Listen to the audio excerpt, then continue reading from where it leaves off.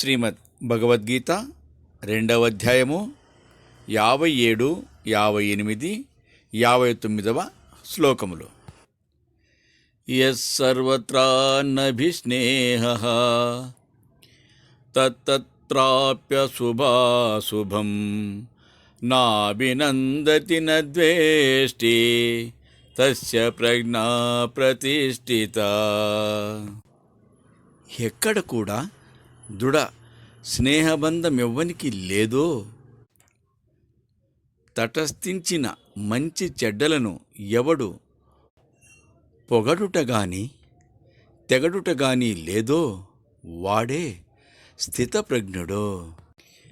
యదా సంహరతే ఛాయం కూర్మోంగానీవ సర్వశః ఇంద్రియాణింద్రియార్థేభ్యః తస్య ప్రజ్ఞా ప్రతిష్ఠితా.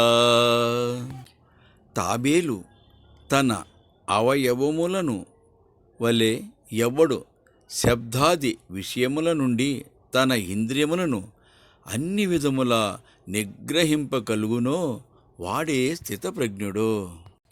విషయా వినివర్తంతే నిరాహారస్య దేహినః రసవర్జం రసోప్యస్య పరం దృష్ట్వా నివర్తతే.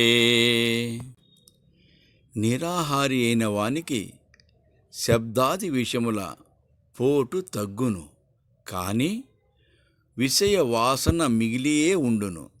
అది పరమాత్ముని దర్శనముననే తొలగకలదు.